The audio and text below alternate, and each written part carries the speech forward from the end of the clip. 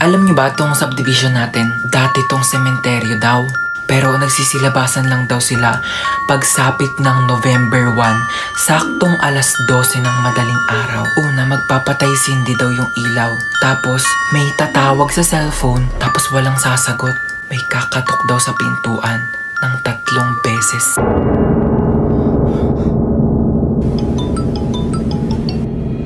Sagutin mo! Hello? Ano sabi? Walang sumasagot.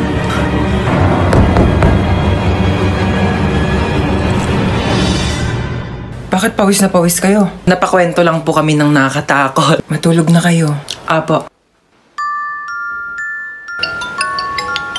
Hello? Hello, nak. Pauwi pa lang ako. Oo, overtime kasi kami. Madaling araw na ako makauwi. Oo, pauwi na ako. Mag-ingat kayo dyan, ha?